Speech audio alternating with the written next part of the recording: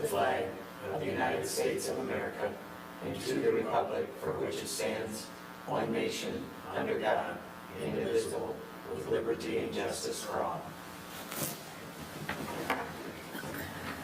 Okay. I will have clerk call the roll. Supervisor Fountain, absent.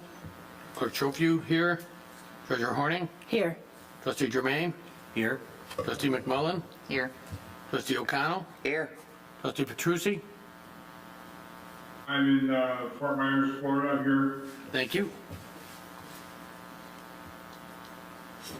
Okay, move on to item number 4, approval of the agenda. So move. Support.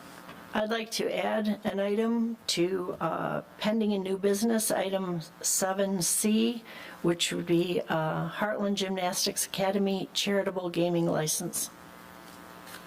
Are you okay with that? I am perfectly okay with that. Second? Okay. Agenda. All those in favor? Aye. Aye. Opposed? Motion passes. Call to the public. Anybody? The public? Nope. No one here. Approval of the consent agenda. So moved. Support. Any discussion? All those in favor? Aye. All those opposed? Motion passes. Item number 7, we have 3 items tonight. The first one being the site plan with special land use application number 22015, a mini warehouse establishment with outdoor storage as accessory to permitted use. And I will turn this over to Planning Director Langer. All right. This is a special use permit for a storage facility on old US 23. Actually, the property would back up to 23, so it's sandwiched in between old US 23 and 23.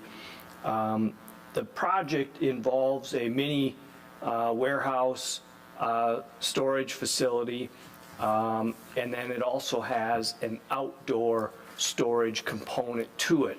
The mini warehouse storage component is simply just a site plan review, typically administered by the Planning Commission. The addition of outdoor storage triggers a special land use permit, and the outdoor storage is only permitted if it's accessory to a other permitted use in the light industrial, which would be the mini storage that's proposed. So this went before the Planning Commission in November. A public hearing was held. We did not have anyone speak on the project.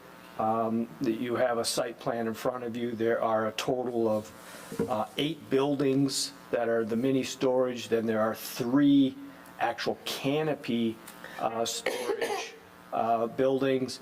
And then there's an area somewhat centrally located that would be outdoor storage. And the goal there was to have that screened as much as possible from outside of the property. In total, there's about 130,990 square feet of building area. And it was, the site plan portion of it was approved by the Planning Commission. The special use permit was recommended for approval. And with that, I'll just be available to answer any questions. The applicant just came in, and I'm sure he would be able to answer any questions you might have.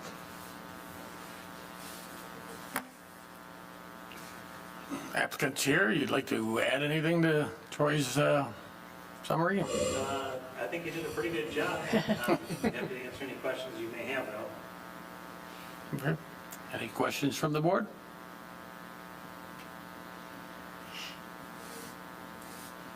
Well, with that, I'll take a motion.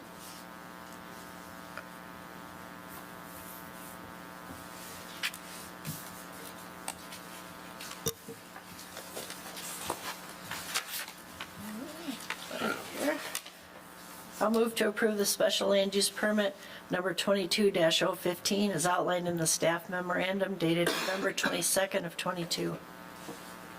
Support. Any discussion? With that, all those in favor? Aye. Aye. Aye. And opposed? Motion passes. Welcome. Thank you. Yep, That's easy. Easy. pretty simple. Thank you for your consideration. Thank you. Thank you. Next item of business is the ARPA Community Project Funding Program. I will turn that over to Manager West. Thank you, Dr. Joku. What you have before you is the ARPA Community Project Funding Program. As we previously discussed with the ARPA funds, we have earmarked a budget number of $75,000 for civic or community civic organizations to have the opportunity to apply for ARPA funding for community projects offering public benefit.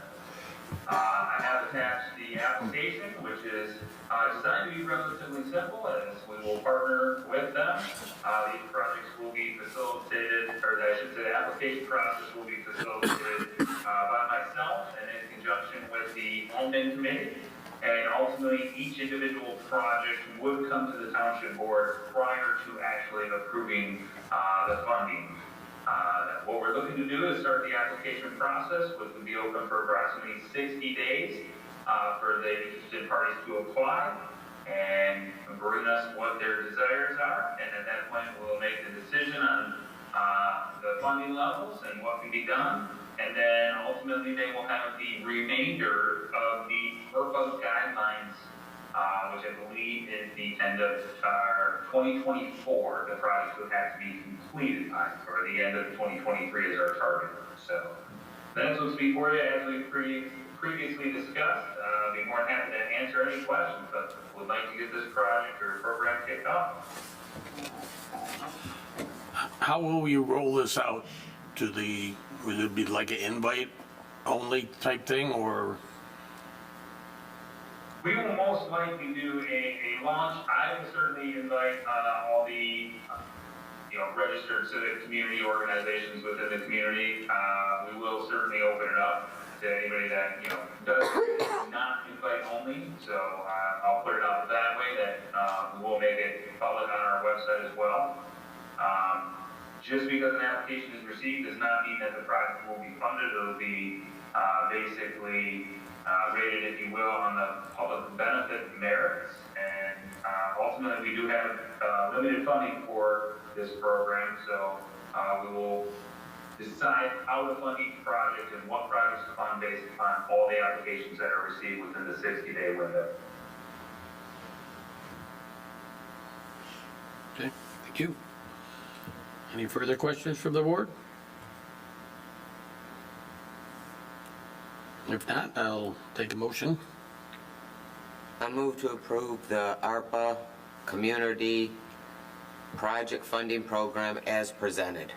Support. Moved by O'Connell, supported by Jermaine. Any discussion? All those in favor? Aye. All those opposed? Motion passes. Thank you. That brings us to the Heartland Gymnastics Academy charitable gaming license. Kathy, you want to do that, or? Yeah, we received this after the agenda was already printed, but it's for the upcoming event in early December, so we asked to have it added to tonight's agenda, and it is a resolution, so I would like to move to approve a charitable gaming license for Heartland Gymnastics Academy for December 10th fundraiser. Support. Okay. This is a roll call vote. Roll call vote. Supervisor Fountain is absent. Trustee O'Connell. Yes. Treasurer Horning. Yes. Trustee McMullen. Yes. Clerk Chofiu, yes.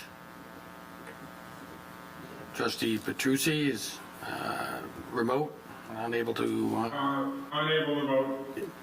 and Trustee Jermaine. Yes. Motion passes.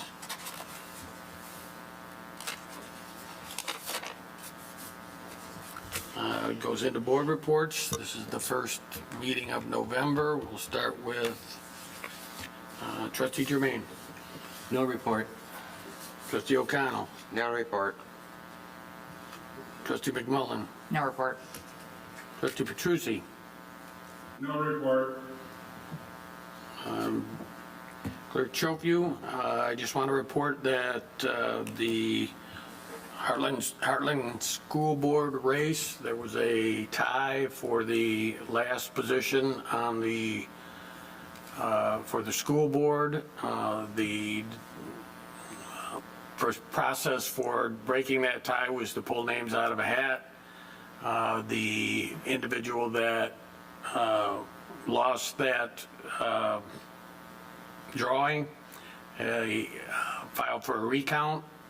The Board of Canvassers met today to discuss the objection to the recount and denied it, and there will be a recount of the Heartland School Board, Board of Education on Friday, December 1st, or December 2nd. It'll be held at the EMS building in Howell. So that would be all townships that have Heartland schools? Yes, Not just Heartland all of the, Township. yeah, all of the Heartland School District.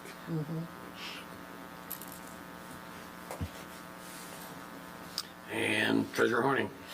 I just want to let everybody know the tax bills are in the mail tomorrow, and they're neon orange, so they shouldn't get lost in your Christmas mail.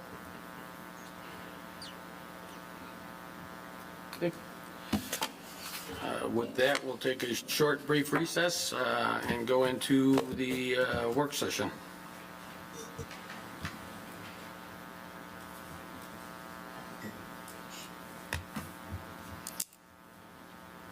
Are we good to go into the work session?